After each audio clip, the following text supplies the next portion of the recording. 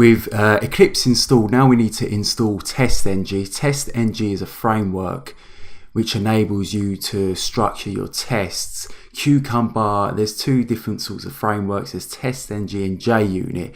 Cucumber supports more JUnit than TestNG, but we'll still need to install TestNG into Eclipse because we can still use features of TestNG to enhance our overall Cucumber framework. So in order to install TestNG into Eclipse, we need to go into Help. We're going to go Eclipse Marketplace.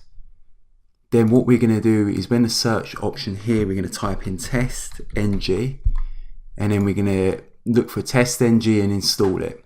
So we need this one here, so press install. And let that install. So I'm going to pause the video now. Once that's loaded, you're going to see these options here. So make sure all the tick boxes are enabled, and then we're going to click confirm.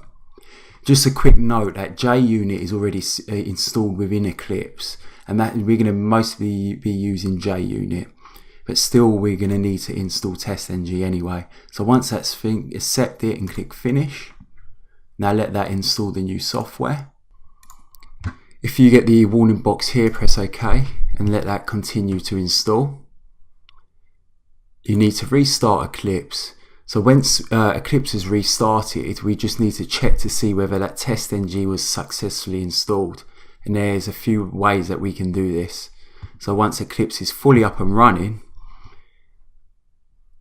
and we go close this, then we go back to our project.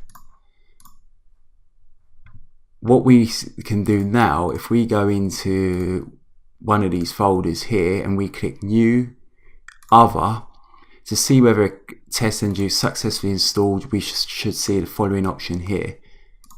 And if we click next here, you can see some of the tags that TestNG comes bundled with. JUnit is very similar, but we're going to mainly use JUnit as previously discussed. But JUnit doesn't have as big of a library as TestNG. So once that's done, we know that TestNG is successfully installed.